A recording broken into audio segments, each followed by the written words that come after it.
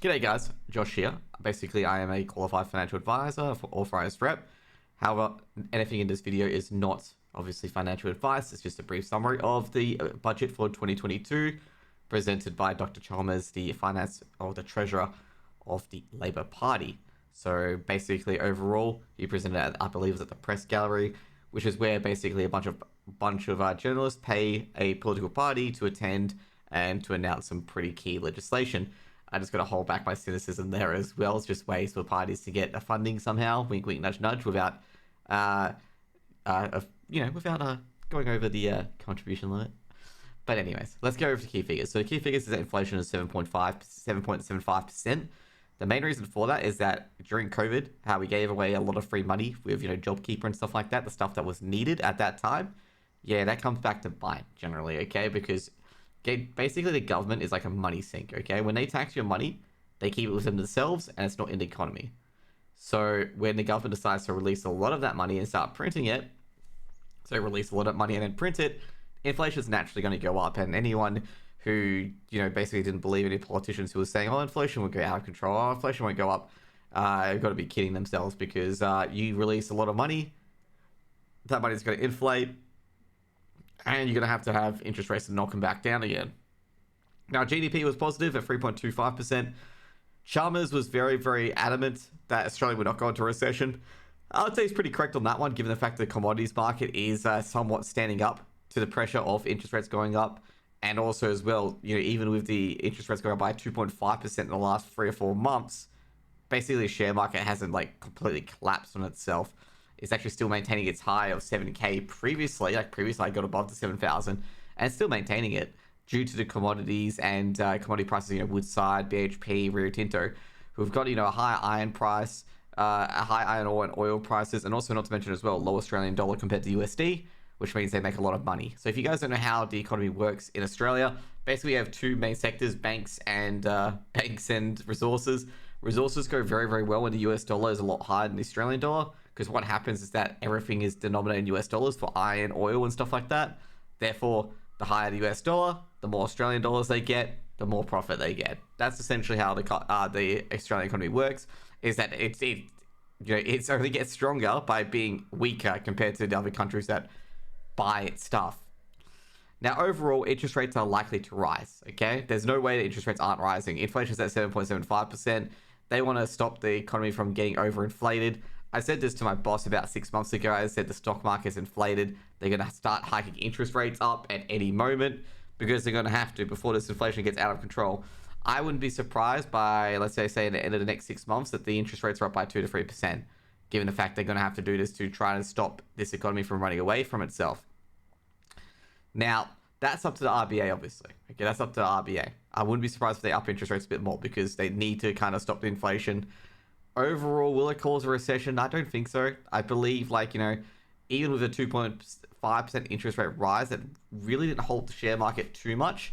But I think basically a few interest rate rises will hold it for a moment.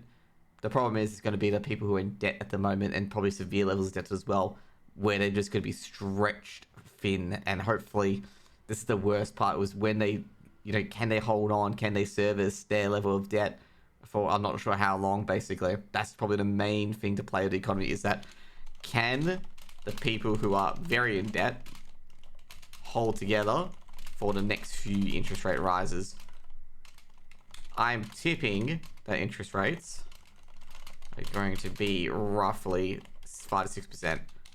Now, I'm going to say right now, okay, this is not going back to Keating or anything like that, where rates were 23%. I'm just saying that, interest rates are probably going to rise. Now, we've already talked about the economics of the budget, and, people are going, oh, economics, man, sucks.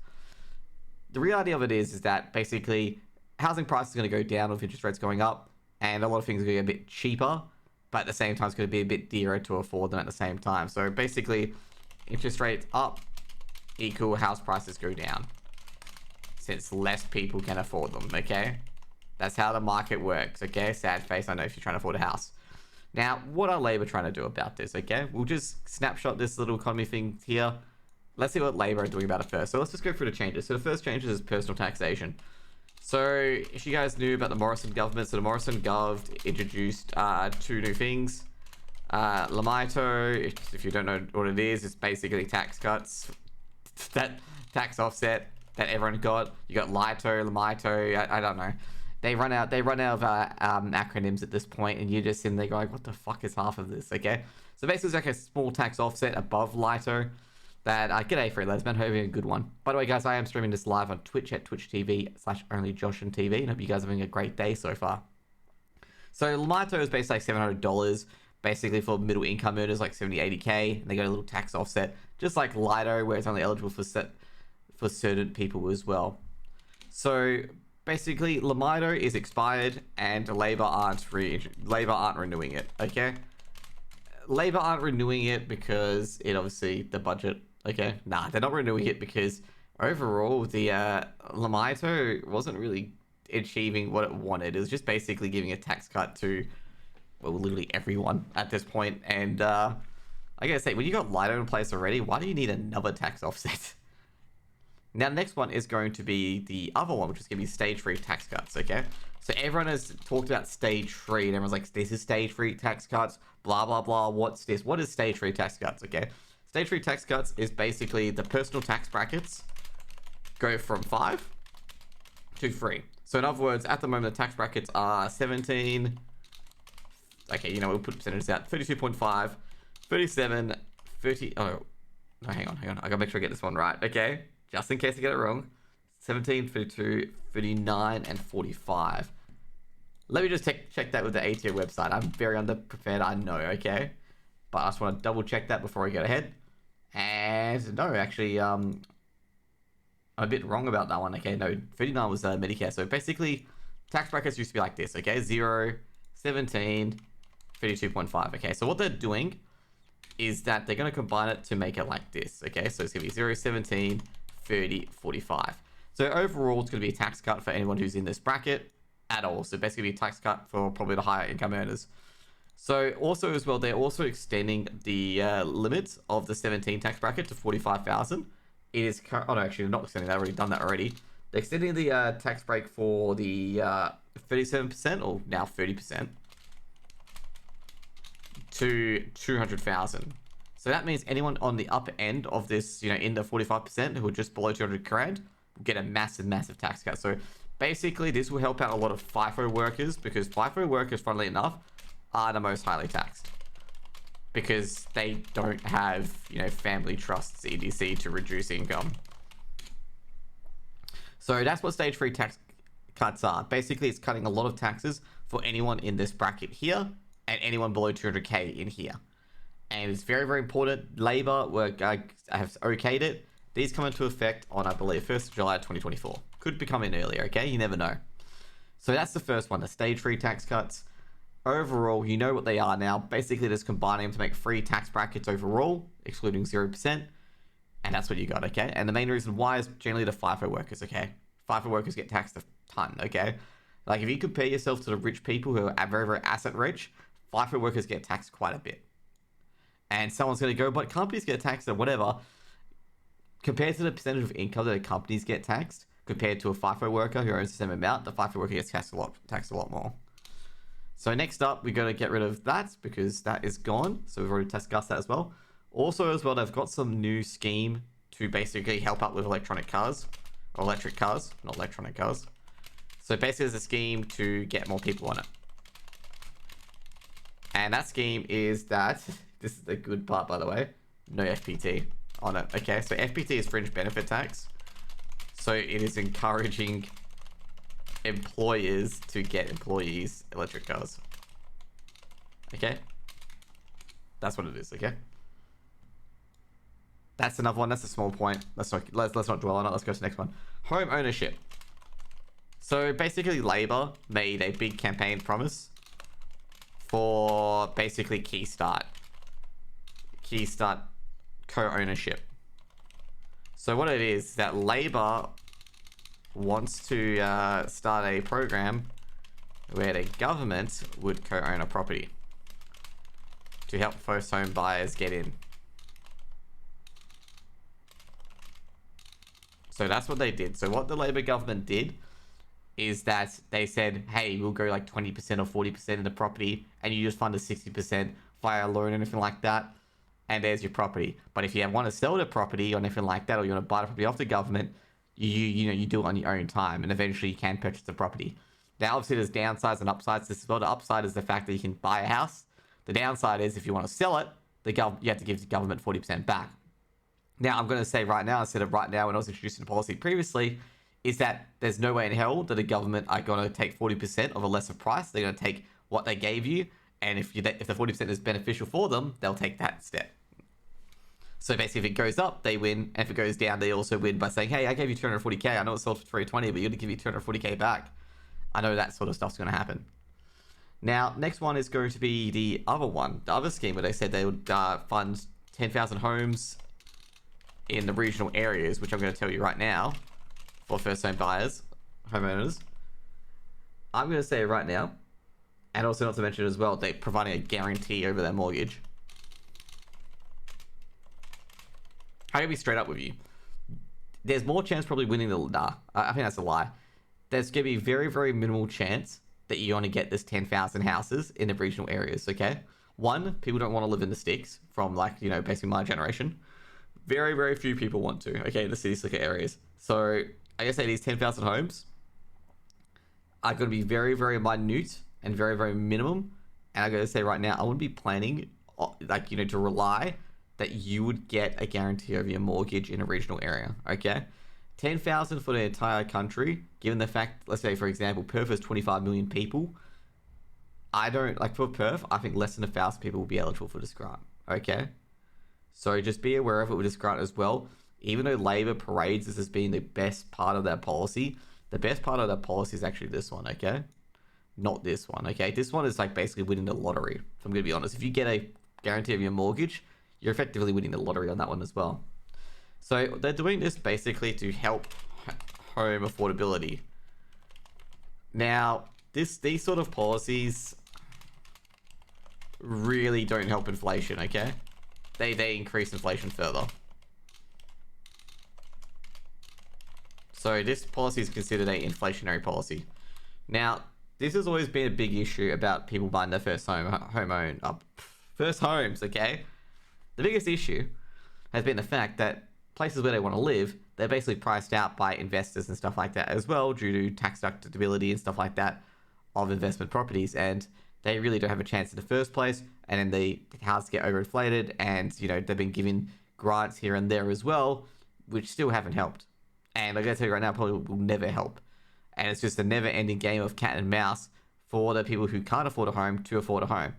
Now, when I afforded this unit, so I did get first homeowners grant, and I got the stamp duty, you know, not happening to my property either. And I've got to say, like, you know, for this unit, I was very lucky that we were in a buyer's market where basically the buyers got to decide what the property was worth, so the properties were a lot cheaper.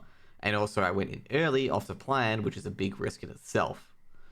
And because if it goes off the plan, there's a high chance that the property will be less than what it was when the plan was sold in the first place, which is a very, very high risk, mind you. But that's pretty much what that policy is that the Labour hiring policy is mainly to get first home buyers through the door.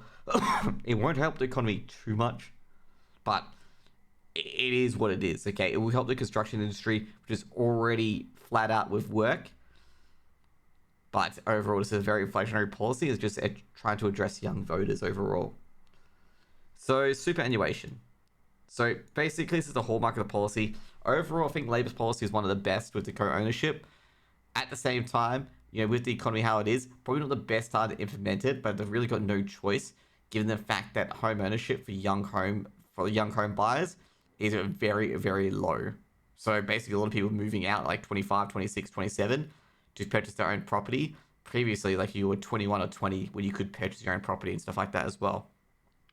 Now, some people have said, you know, some people are just greedy and want an apartment in like Sydney and Melbourne, which I do agree somewhat. There are some people who are like that. But overall, if you look at the suburbs and other areas like that, so not even a rich suburb or anything like that, you're easily forking out about 500, 600k just to get a decent house in the suburbs, or like any old house in the suburbs. And you're just sitting there being like, if I'm going to save that amount, I'm going to have to save about 60,000 or 120,000 at least. And if you're renting or at your folks or anything like that, it can be quite tough. It can be quite tough. Overall, I did save my 60 grand for this property. bro, I got an apartment for 600k in the suburbs. Well, yeah, exactly. This is my point. Okay, this is my point. It costs money. Okay, it costs money. The houses prices have gone up. Either way, the house prices will probably go down with the interest rates going up because a lot of people can't afford it, and ironically enough, the people who can't afford it are the ones who probably need the home the most. But either way, we'll get rid of home ownership here. Overall, Labor have at least stuck to their guns on this policy. I gotta say overall, home ownership, a lot of it the government can't help out on, which is the sucky part, okay? So if you're coming in here hoping that government can come and save the day for you, I guess it's always up to you with the cash flow and always up to you to try and save, and the government can't always save the day for you on this one. Next up is superannuation changes. So superannuation didn't get changed this much because superannuation got messed with in 2017 by the Morrison government. So there won't be too much, okay? So the few things that they've upgraded: Downsizer contribution. So if you're like 55 plus, it will be changed to allow anyone, 60 plus. So basically none of you guys watching today will allow anyone below 55 to put 300,000 into super if their main residence sells, owned for 10 years. Eligibility on ATO website. Please read before doing anything. And last but not least, this is not financial advice, okay? So basically, pretty much, like if you sell your primary residence that you lived in for 10 years, read the ATO website to make sure you fit all the eligibility criteria. You can put 300,000 into super. Also, as well, your spouse can also put 300,000 into super as well. And a lot of people are like going, how does that help me? Okay, like I have no idea about this. I'm like 20 years old. How does that help me? Well, overall, later on in life, putting 300,000 into super could be huge, and also especially if you're downsizing as well. Now, some people are going to say, oh, I will probably use that to purchase my new property. Yeah, you probably will, but there's some other strategies that you can actually do if you contact your financial advisor using that downsizer property, and trust me, they're really, really good strategies.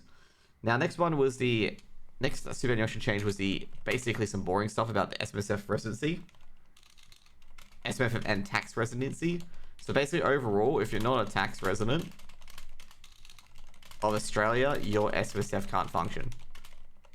So Labor wants to alleviate that so it can. So basically, if you're away for more than 2 years, you can't contribute to your SMSF.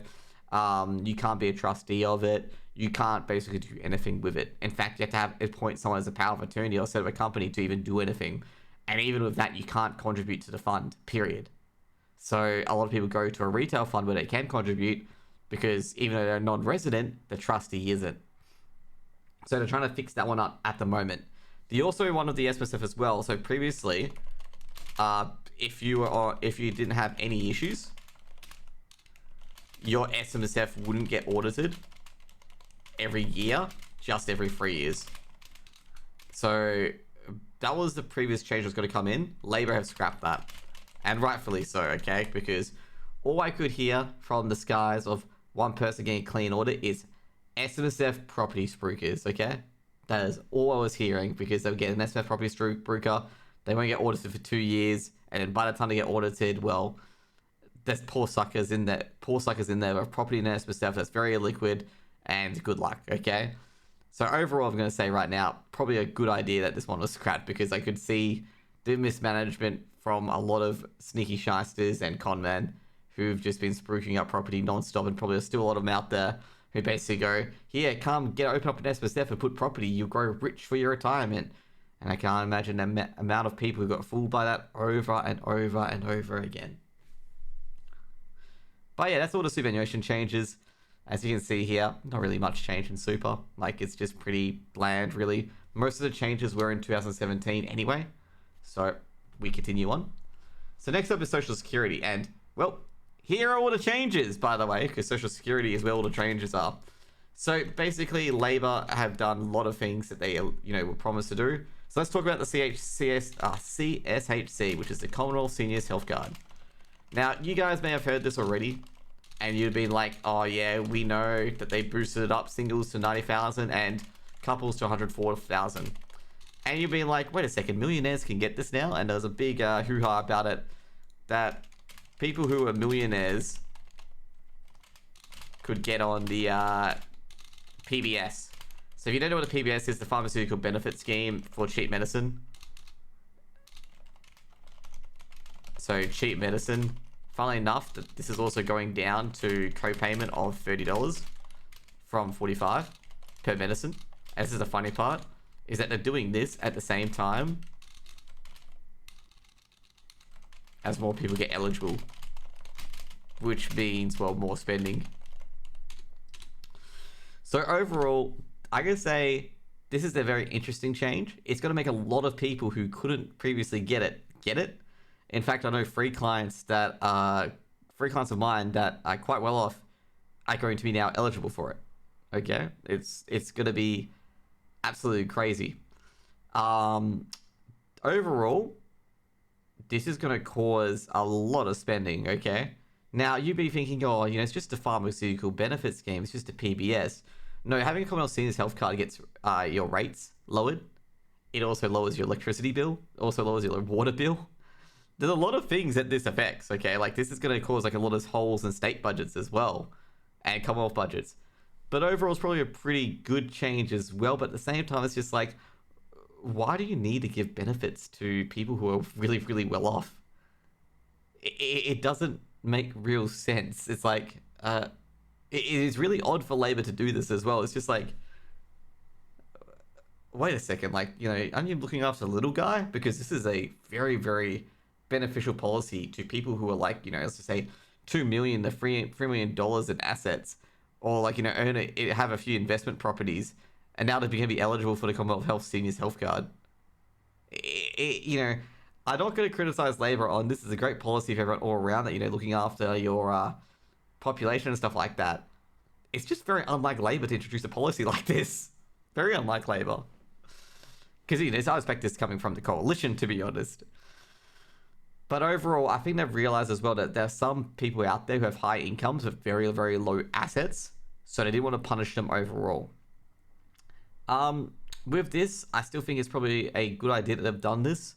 I think it's just going to create a lot of spending, though, which really, really hurts overall. And I think they're trying to catch in a lot of people who are going to be hurting from like the inflation and stuff like that that's going to come through as well. But, we'll see how it goes. The legislation for this passed 2 days ago on the 26th. So this change is 100% going to go through because the CSHC was previously tied to the Centrelink legislation. So this one's 100% going through. Now, the other one is that paid parental leaves have increased, okay? So paid parental leave has increased to, I think it's going to increase to roughly 26 weeks over time. You can read more about this in the budget. So basically, it's going to increase, I think it starts at 12 weeks, and then every week, I believe, from 1st July 2023, it's going to increase by a week. I think every 2 months or 3 months, I'm not sure. But it's going to increase every 2 weeks to 26 weeks. Actually, no, from the 1st of July 2024, actually, it's going to increase to 26 weeks over time. Now, what they've also done as well is they've introduced a new test. Will be extended to a 350,000 family income test. So if you earn this much, which is very few people, you may not get it. Okay? This is mainly to help people who do not meet the individual income test. So yeah, that's pretty much it. Overall, this one, paid parental leave, always on the cards, even with the coalition government, to increase this to 26 weeks. Like, always on the cards to increase to 26 weeks. Next one is going to be a pretty boring one, actually. If you sell your home, normally it doesn't count on your assets, so the cash you receive, for 12 months. They've increased this to 24, okay? So basically, you do not have to report any of your primary residence sale proceeds for 24 months, okay? I would highly recommend not to chance 24 months and just stick to 12 months in the meantime, okay? Not financial advice, but if you're going to do that, just stick to 12 months just in case the government do a sneaky wiki and change it on you as well. Referring to Centrelink as well, work bonus for age pensioners. It's increasing from 8,000 per year to 11,800 per year. This is nothing, okay? Not many age pensioners work. Very few of them. I think it's like less than 5% of them work.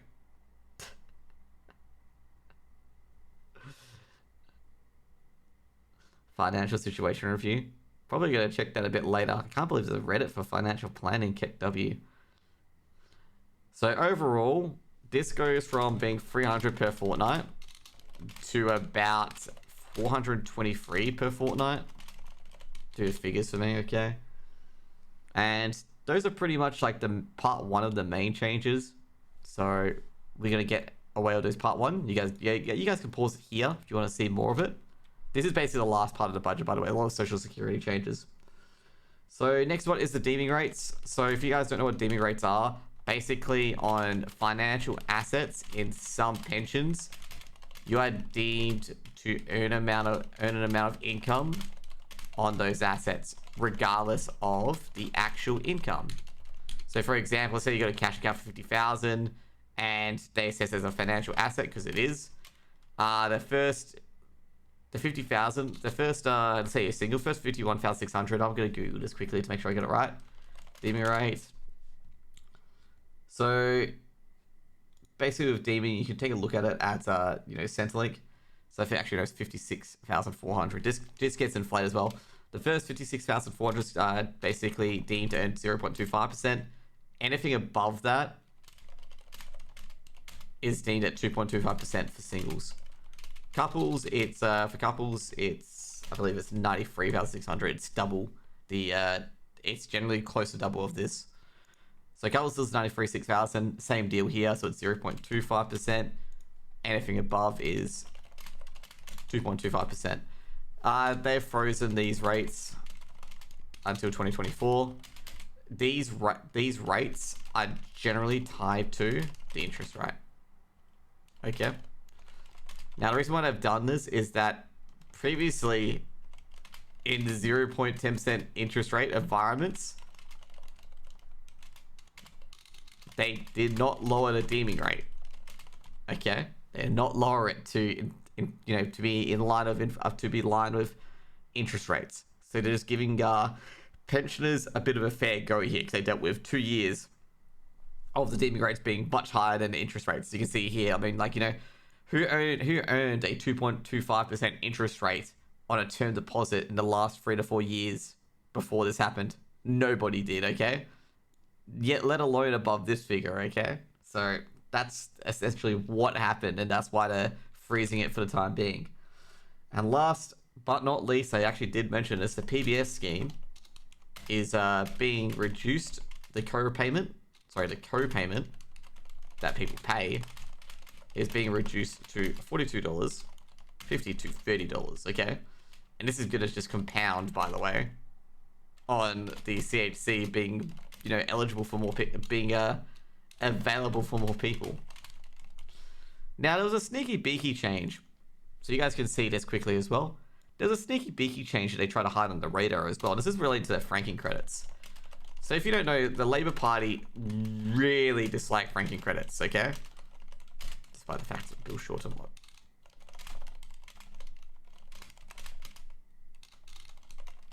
Okay, I will do this, Bill Shorten did lose election on it.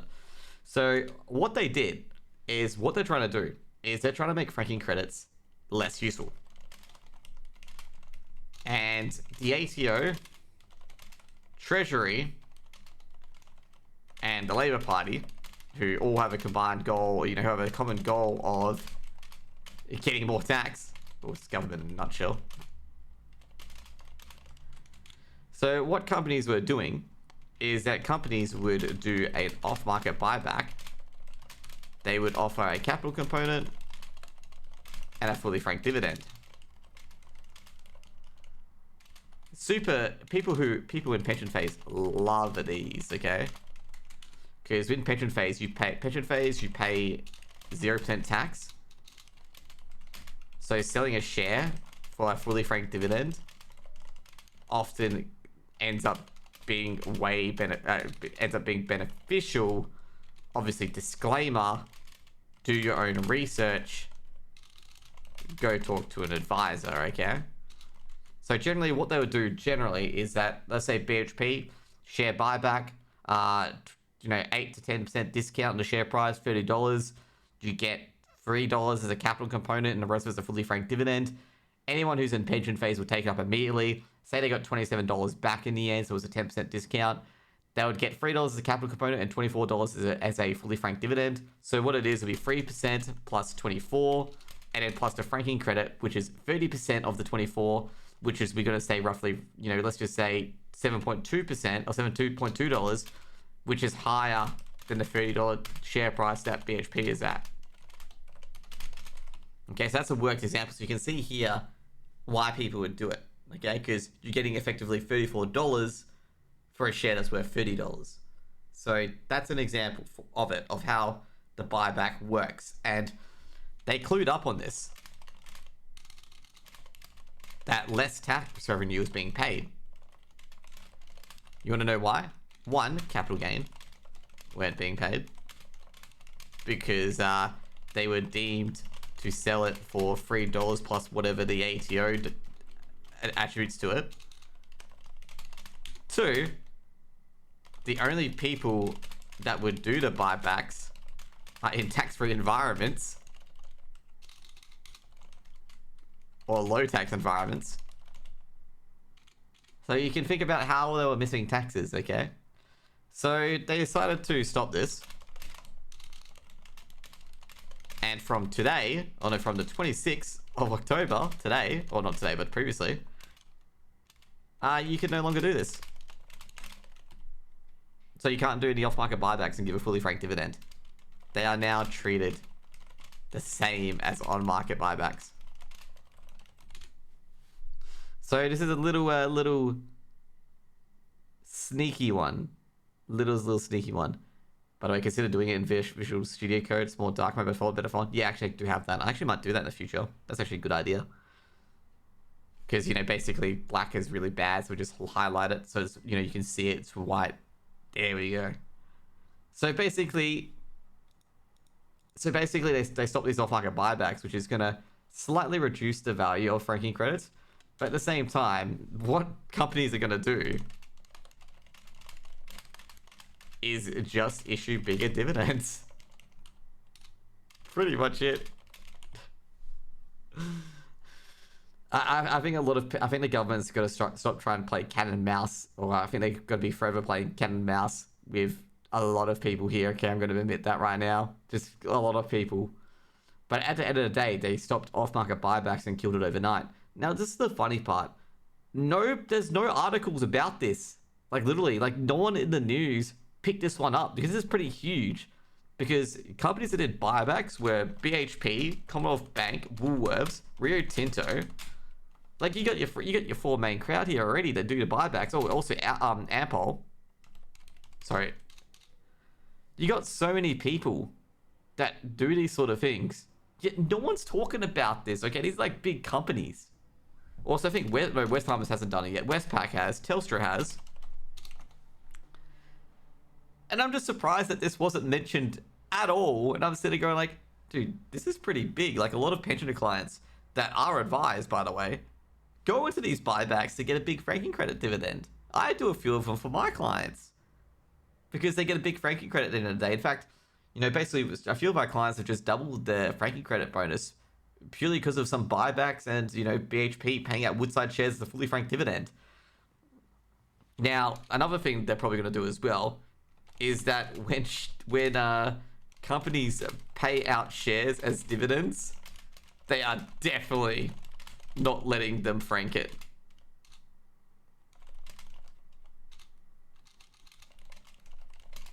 I gotta say it right now. They are definitely going to do something. I reckon, right? I haven't done it, by the way. They are going to do something about Inspecie Transfers of dividends. So if you don't know what I'm talking about, what Inspecie is, it's basically instead of money, they give you a share instead. So basically, I'll delete this quickly as well. You guys take a quick glance, do a good glance of this as well. So, basically, Inspecie transfer or dividends. So basically, BHP earlier this year sold its oil fields to Woodside, so WDS. So what BHP did was that it paid it gave the WS shares it received, from selling it, because basically Woodside paid in shares. So basically, it gave the shares it received as a fully franked dividend to its shareholders. So shareholders got Woodside and also franking credits, okay? If you're in a low tax environment, oh boy, okay. So I can imagine Labour, ATO, and others will nip this in the bud. Especially given the fact that they are going to be paying a lot of refunds for this. Okay, so I expect them to just nip the in-specie transfer in the bud and prevent companies from giving them fully franked dividends, okay? Because that could be another way they could get around this, is by hiving out shares or basically demerging a company and stuff like that as well, potentially, okay? There are going to be sneaky ways that companies are going to find their ways around this. Like, with the existing companies, BHP could sell its copper arm to South32, its subsidiary company, and then divulge that out as a fully franked dividend. And, people with BHP get more fully franked dividends. There's a lot of things that they can do. They'll not say that they will, but there's a lot of things that, that can happen. And I expect the Labour government to probably stop that as well, if they've already gone on to share buybacks. Now, with the off-market share buybacks, I'm going to say I don't see any of them happening anytime soon. Honestly, I don't think they're going to happen ever. But anyways, that's going to be it for our Budget 22 today. Overall, my conclusion of it, they made it out to be some big budget. It's basically a big rehash of Labour's existing campaign promises and how they're going. Now, they did actually change a few things as well, that they're actually measuring country health and well-being and stuff like that as a part of the budget. I'm going to say overall, the sort of social issues being involved in a financial budget, they're also talking about being the budget being less blokier and stuff like that as well, which I don't understand, because the social issues and financial issues, of course, they do mix, there and here and there, but I don't understand how the budget was blokier or has been blokier at all, given the fact that the previous budget and the budget before that were very unisex and not genderized. So I'm not terribly too sure about the line of thinking a lot of the critics and pundits are going with here, because I'm sitting here being like, dude, the last 3 or 4 budgets have been, in fact, I could say right now, have been very unisex and very financial and didn't stick to social issues too much at all. They just addressed the issues that, that the financial side needs to cover. And I have a feeling trying to get social issues or social norms or social targets involved in the budget can be a recipe of disaster at times as well. I think the social issues shouldn't really be going into the financial side of the budget whatsoever. There are things that you can address, to really move the economy along or move the economy into an area that you wish to see it proceed with. But determining it from a lens of social science and stuff like that, it is never going to end well. It's never going to end well at all. It's just going to be biased on one side, and it's going to get to a point where you're just basically picking winners and losers, and you don't want to be doing that in a budget. You want to incidentally pick winners and losers, not actually deliberately do it. Overall, that's going to be it for today. If you guys want to ask any questions, you can ask the questions in the comments below. If you're on Twitch, you can ask the questions in chat right now, and I'll answer them. Hope you guys enjoyed the video. Like, comment, subscribe.